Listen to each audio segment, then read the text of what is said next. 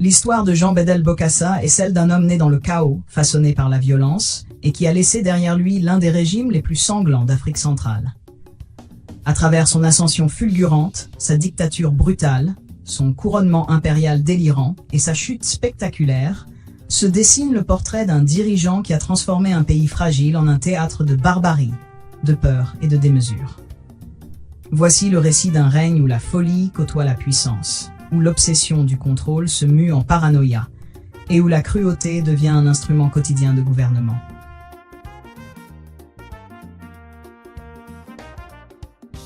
Jean Bedel Bokassa naît le 22 février 1921, à Bobangui, dans une colonie française située en plein cœur de l'Afrique équatoriale. Son entrée dans le monde est marquée par la violence. Son père, accusé d'avoir agressé un chef local, est exécuté publiquement par les autorités coloniales françaises. Sa mère, anéantie, meurt quelques jours plus tard. À 6 ans, Bokassa devient orphelin. Élevé par des missionnaires catholiques, il grandit dans un environnement austère, marqué par l'autorité rigide et la discipline forcée. Très tôt, il développe un caractère explosif, une tendance à la domination et une conviction tenace. Personne ne doit plus jamais lui imposer sa volonté. Ce traumatisme originel alimente une obsession qui ne le quittera jamais. Prendre le contrôle, ne plus subir, imposer sa loi. À 18 ans, Bokassa s'engage dans l'armée française. C'est son échappatoire, son moyen de transformer la souffrance en pouvoir. Il est envoyé sur plusieurs fronts, la Seconde Guerre mondiale, puis l'Indochine, puis l'Algérie. 3 théâtres de conflit qui vont forger en lui une vision brutale du monde. Dans ces guerres, Bokassa apprend que la violence peut être institutionnelle, la discipline peut écraser l'individu, la hiérarchie peut tout justifier, et le pouvoir appartient à ceux qui osent le saisir. Soldat courageux, mais souvent brutal, Bokassa se démarque par un mélange d'audace et d'autorité.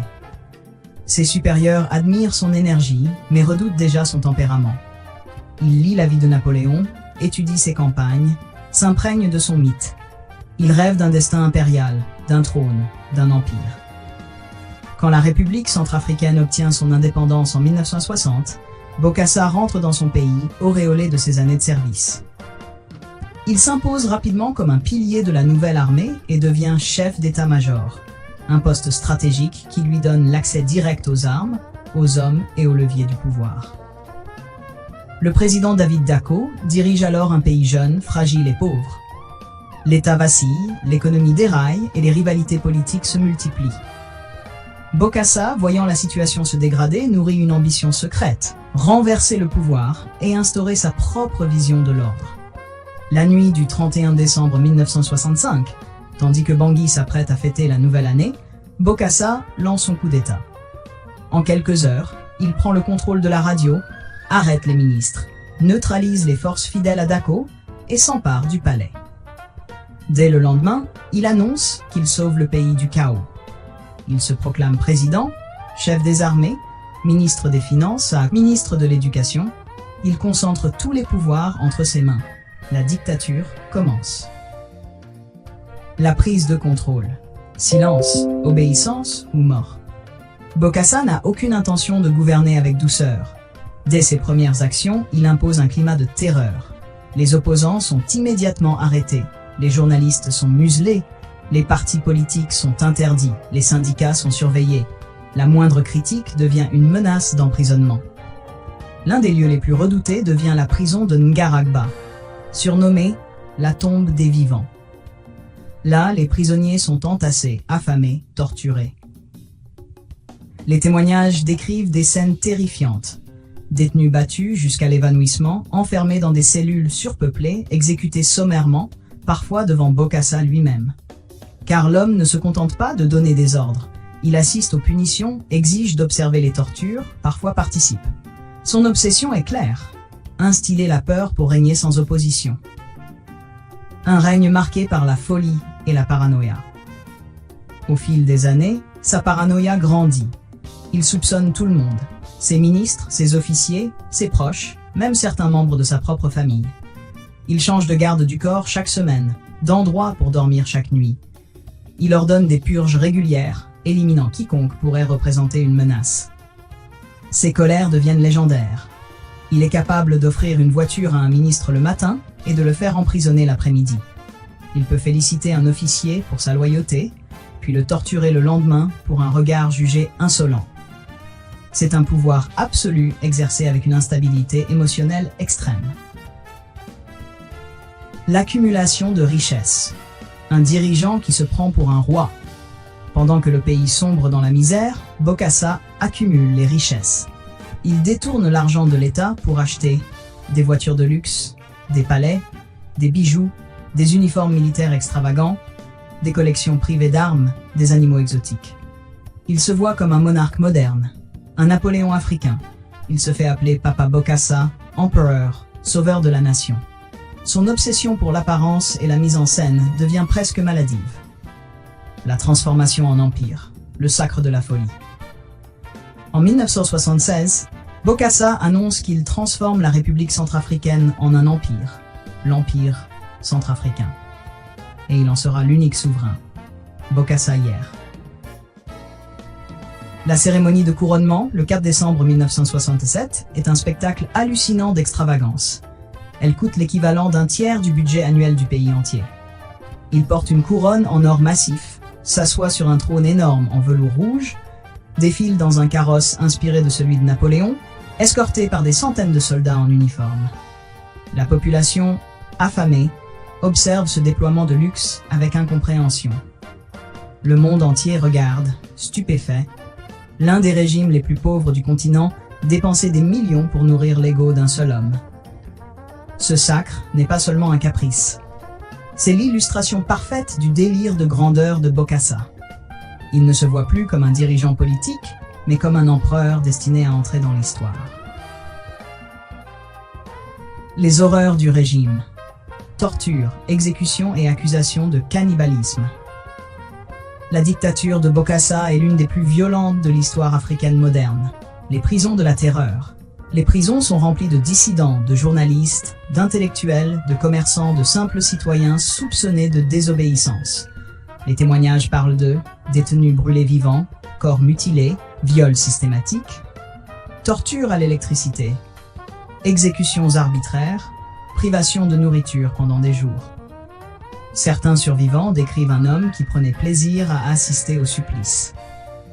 Les enfants et les opposants, les écoles sont surveillées.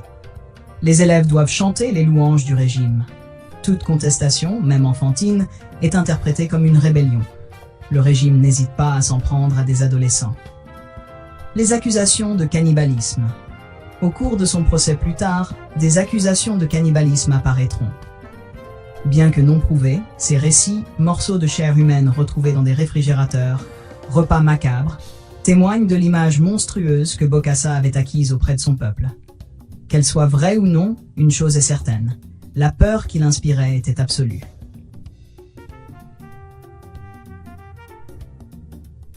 Le déclic qui provoque sa chute. En 1969, un événement fait basculer irrémédiablement son règne. Bokassa impose le port obligatoire d'un uniforme scolaire fabriqué par l'une de ses épouses. Les familles trop pauvres protestent. Les élèves descendent dans la rue. La réaction de Bokassa est d'une violence extrême. Entre le 18 et le 20 janvier 1969, des centaines d'élèves sont arrêtés. Ils sont entassés dans des cellules surpeuplées, privées d'air, frappés. Plusieurs dizaines d'entre eux meurent, étouffés ou battus à mort. Des témoins affirmeront que Bokassa lui-même a frappé certains jeunes protestataires. Ce massacre des écoliers horrifie le monde entier. Pour la France, allié essentiel du régime, c'est la goutte d'eau. L'opération Barracuda. La France dépose son ami empereur. Paris décide de renverser Bokassa. Le 20 septembre 1969, alors qu'il se trouve en visite en Libye chez Mouammar Kadhafi, les forces françaises déclenchent l'opération Barracuda. En quelques heures, elles prennent Bangui sans résistance. David Dacko est réinstallé au pouvoir. Bokassa est officiellement destitué. L'empereur tombe baise-gloire, sans combat, sans ultime résistance. L'exil, le monarque déchu, seul et oublié. Après sa chute, Bokassa trouve refuge successivement en Côte d'Ivoire, puis en France. Il vit dans une villa à Ardricourt, dans les Yvelines, entouré de quelques fidèles mais isolé du monde. Sa vie n'est plus qu'une succession de regrets, de nostalgie et d'illusions de grandeur. Il continue d'affirmer qu'il a été un bon souverain, qu'il reviendra, qu'il est aimé de son peuple. Pendant ce temps, les Centrafricains essaient de reconstruire un pays ravagé. Le retour et le procès, le dictateur face à ses crimes. En 1986, contre toute logique, Bokassa décide de rentrer en Centrafrique. Il pense que la population l'accueillera comme un héros. Il se trompe. À peine descend-il de l'avion qu'il est immédiatement arrêté. S'ensuit l'un des procès les plus retentissants du continent africain. Il est accusé de meurtre, torture, détournement de fonds, coups et blessures, actes de barbarie et cannibalisme.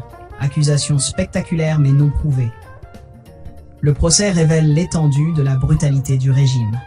Témoins, survivants, anciens officiers racontent des exécutions ordonnées par Bokassa, des séances de torture où il était présent, des purges sanglantes, des détentions arbitraires, des corps laissés pourrir dans les prisons. Bokassa nie tout. Toujours convaincu de son génie, il se défend avec arrogance et dédain. Il est condamné à mort. Mais sa peine est commuée en prison à vie. Puis, quelques années plus tard, il est gracié par le président André Kolingba. Il passe la fin de sa vie en résidence surveillée. La mort, la fin d'un tyran. Jean Bédel Bokassa meurt le 3 novembre 1996 à Bangui. Sa mort passe presque inaperçue. L'homme qui avait voulu être un empereur meurt dans la pauvreté, oublié de la scène internationale, détesté par une grande partie de son peuple. Jusqu'à son dernier souffle, il dira qu'il a été le père de la nation, un visionnaire injustement condamné, un héros incompris. Mais l'histoire, elle, retiendra autre chose. Un règne de terreur, de sang, de folie et de souffrance. L'héritage, un avertissement pour l'histoire.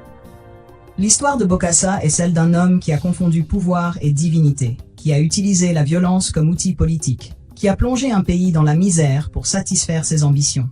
Son règne montre jusqu'où peut aller un dirigeant lorsqu'il contrôle l'armée, la justice, la parole publique, les richesses de l'État, et lorsqu'aucune institution ne peut l'arrêter. Son histoire est un avertissement. Quand un peuple confie son destin à un homme qui ne connaît ni limite, ni contre-pouvoir, ni empathie, la tragédie devient inévitable. Le monstre que le pouvoir a créé. Jean Bédel Bokassa n'est pas seulement un dictateur africain parmi d'autres. Il est le symbole de ce que devient un dirigeant lorsqu'il s'arroge les pleins pouvoirs. Un homme qui voulait devenir un Napoléon africain, mais qui s'est transformé en tyran sanguinaire. Sa dictature fut marquée par l'oppression, les massacres, la torture, les humiliations, la démesure, l'égocentrisme absolu. Il a laissé derrière lui un pays meurtri, traumatisé, affaibli. Son empire n'a pas duré, mais les cicatrices qu'il a laissées, elles, continuent d'exister. Jean Bédel Bokassa reste l'une des figures les plus sombres de l'histoire moderne de l'Afrique.